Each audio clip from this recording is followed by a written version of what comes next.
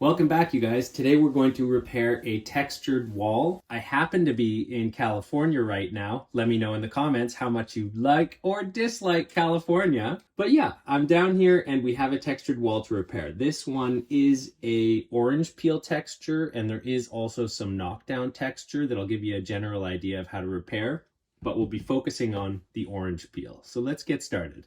The first thing you want to do is cut out a nice square hole using either a razor or a keyhole saw. You want to get all of the loose material out of there so that it doesn't bubble and blister when you try and patch it.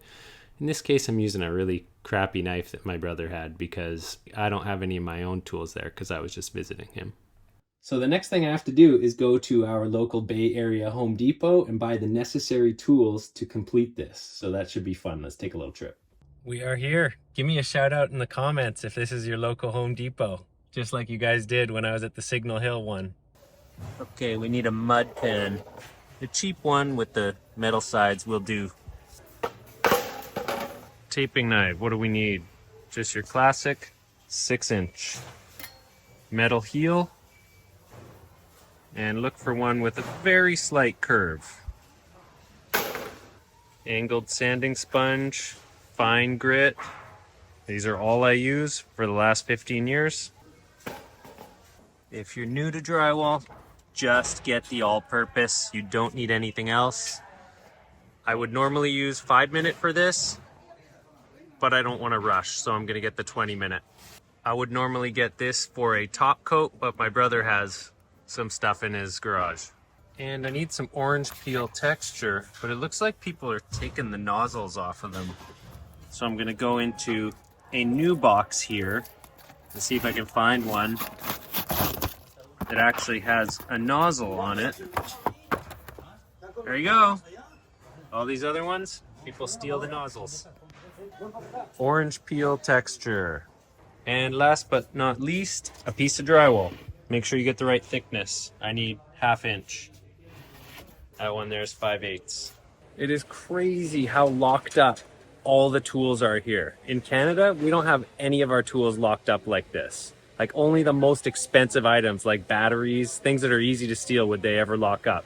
But out here, almost everything is locked up. It's crazy. So I'm very grateful that my brother also has a nice big pickup truck for me to drive while I'm here. I was kind of worried that I'd get to the Bay Area and they'd force me to drive a little Prius or something.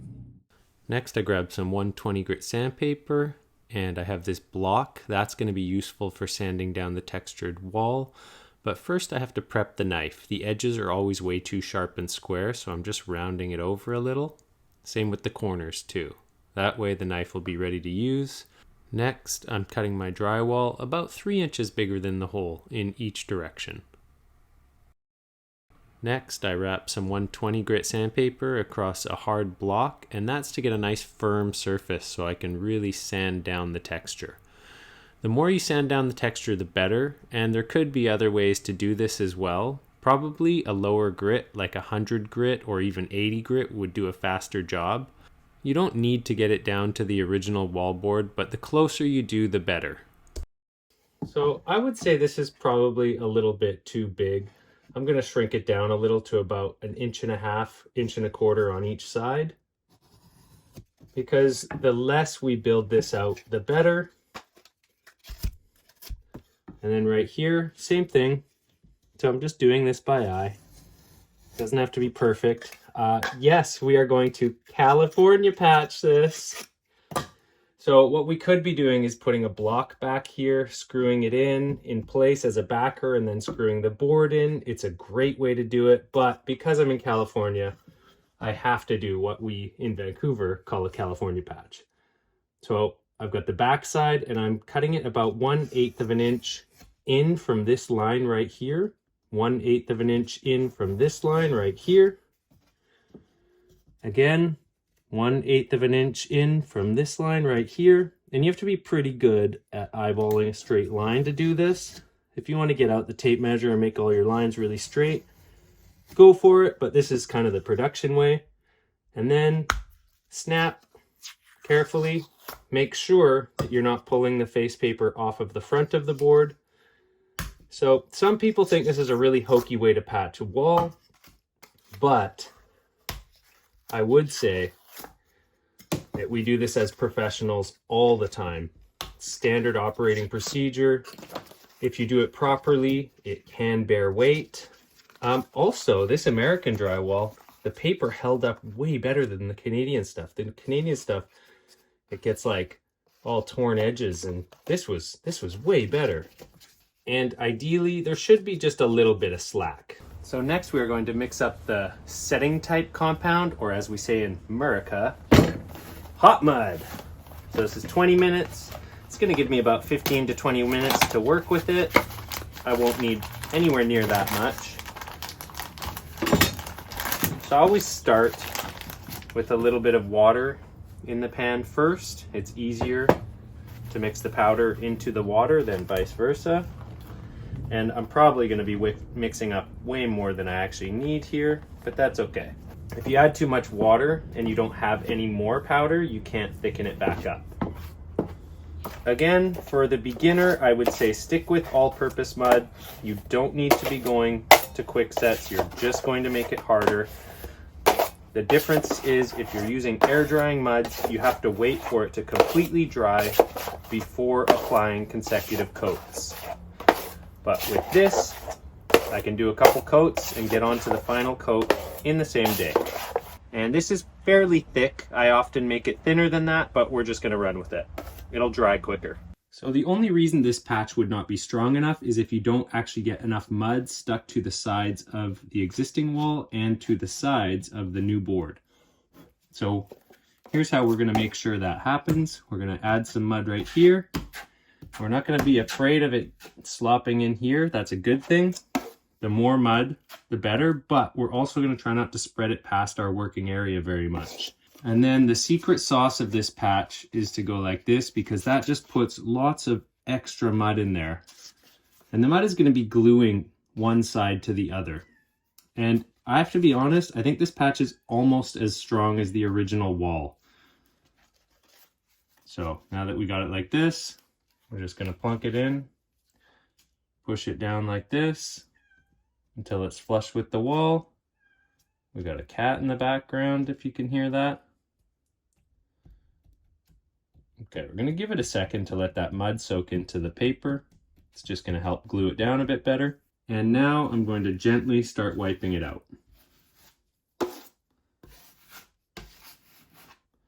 And I'm keeping my repair in the part that I've sanded. I'm not spreading it out any further. And you don't want to wipe so hard that you squeeze every last bit of mud out. But I would say the benefit here is this little bit of texture that I don't usually have to operate with is actually helping some mud stay under the paper. And how flat is that looking? That's pretty good. So I'm not going to add any mud over top of this until it's all set up. Okay, I got my next batch mixed up here, and I'm going to be using the curve of my blade. You know what, honestly, because there's texture here, it's not going to matter as much, but I'm using the curve of my blade convex side to the wall. And if it's really flat, it makes it easier to dig in and get lines, but if you have that slight curve, you're able to get the right kind of lift-offs. So I'm not going to go a lot bigger. And normally in my videos I say feather that edge, but it's hard to feather onto texture, and we are still going to do it, but it's going to leave some ripples in the patch. And it doesn't have to be perfectly square either. So I'm just trying to get rid of this edge mostly and to make this part of the patch flat, because we are going to do one more coat of all-purpose mud here. Now I'm going to feather it a little, and because I sanded it off, I can feather a bit. And I'm just trying to flatten that off. So it's a little thin right there, but I think I'm just going to go with it because the texture will hide very small things. It won't hide a massive hump in the wall, but it's going to hide very small indiscrepancies. So this is good now. I mentioned that my brother had some all-purpose mud. What it really was DAP spackling paste, and it came out of here like feta cheese mixed with chalk. It was just really chunky I mixed it up on the back of the board for a little bit, but this was the weirdest mud I had ever felt. It's like there was nothing in it that gave it any slip. It was literally like trying to spread chalk and water. We're just gonna take down some of the high spots. So this is set up, right? You get this little magic window where you can scrape off some of the material, the high stuff. This is kind of equivalent to sanding. And I'm also going to be kind of peeling it off the edges here to sort of blend that just a little bit flatter, especially if I can see that I've got a thick edge. And now I'm going to do a thin coat of Todo Propósito over the whole thing. This is not the best multi-purpose vinyl spackling compound that I've ever used. I probably should have bought a new container of mud. I cannot overstate how weird this mud was to work with. While it looks fine on camera, it just kept dragging and pulling, especially in all the little nooks and valleys of the texture. I just couldn't get it to look right. That's why I continue to go over it so many times. I just keep taking a second look at it and going, nope, not good enough yet, not good enough yet. But as you can see, I'm building it out about 6 inches past each side of the patch, and I'm keeping the edges really flat. In fact, I'm trying to keep the whole patch pretty flat in general. I've definitely skimmed it a little tighter than I normally would on a flat wall. So that is not perfect. Like I said, it was doing some weird dragging stuff, but it'll be good enough to sand and texture. Quick little tip, if you run your can of texture under hot water or put it in a bucket of warm water, you will increase the pressure in the can, thereby getting a better spray. Okay, it's now time to sand this. So the first thing I'll be doing is just kind of flattening out this area. Any little bumps that I can feel, we need to get those to disappear. Lift off line like that. So that's the first thing I'm going to focus on, is just flattening out this area.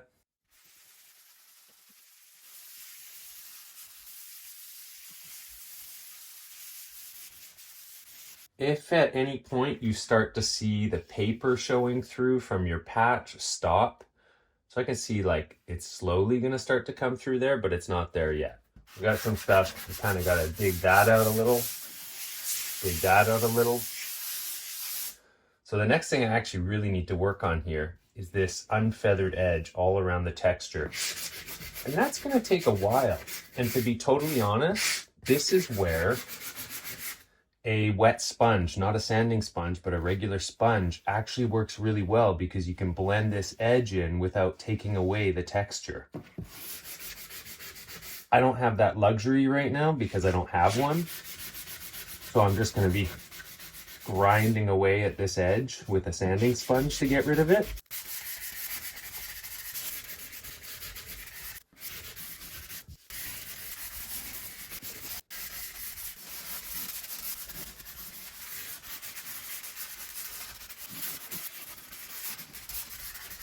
So once you can see that there is no longer any clearly defined edge where the mud stops and the texture begins, that's good. So down there is a little crusty, but it's probably going to be okay. Right there, there is still a defined edge that will show through the texture. Up here, it's getting better. And right there, you can see there's clearly no exact spot where the texture ends and the patch begins. So whether you're doing a patch on a textured wall or a smooth wall, what you're trying to do is eliminate that sharp line where the mud ends and the paint begins.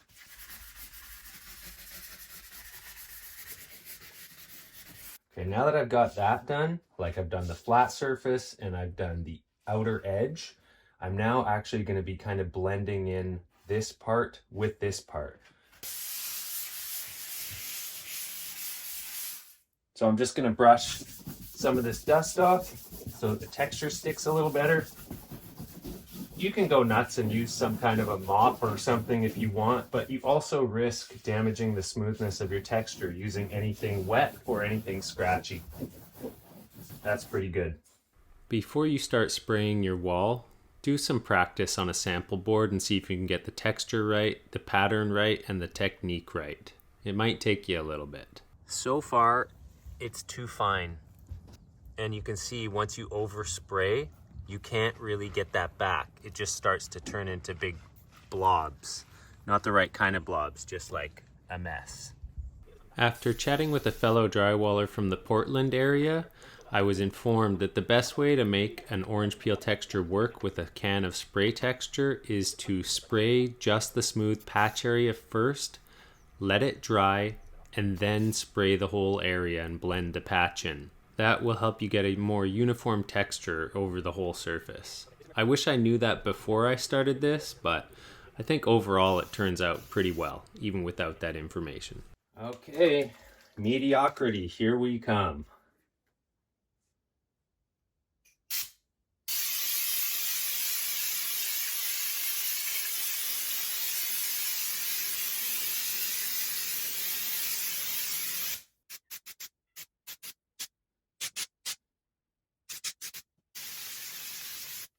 I think I'm just gonna go with that.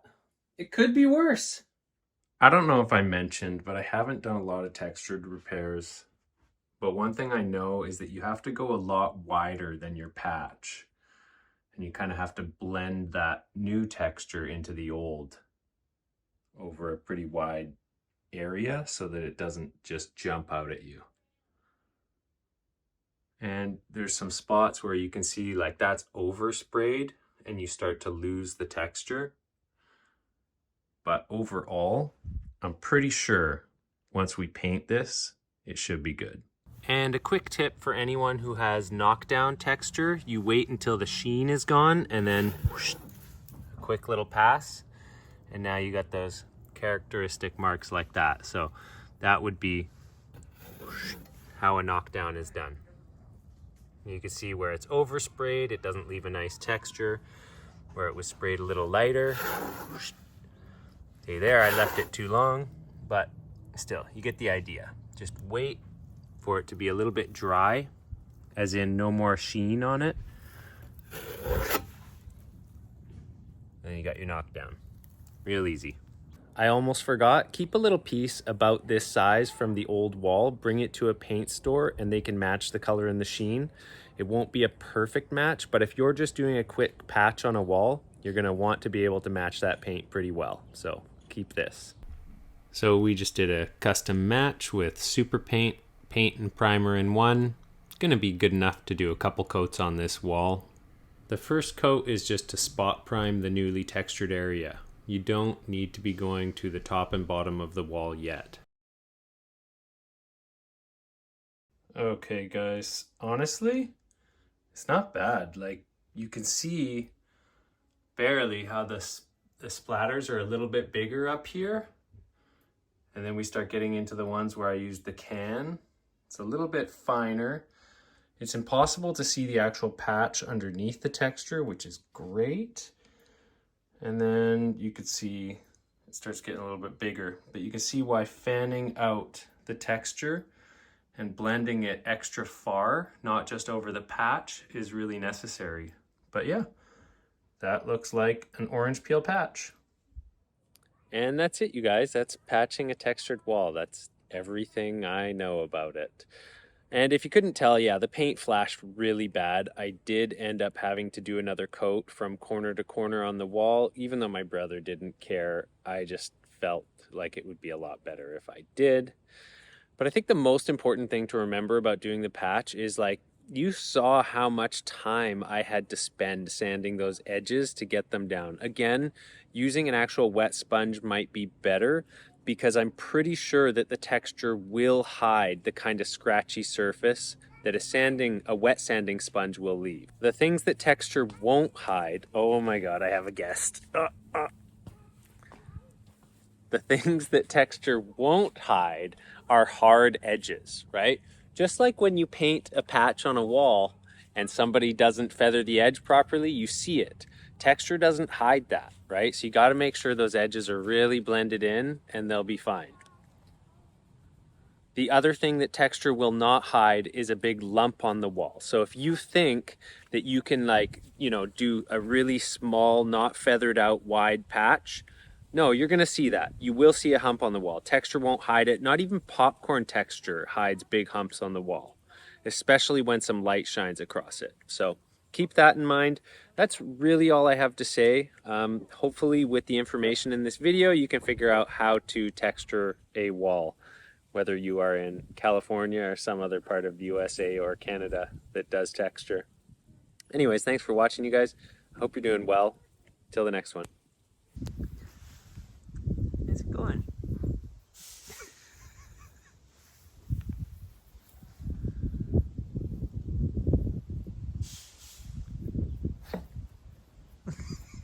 Kitty's interested in you.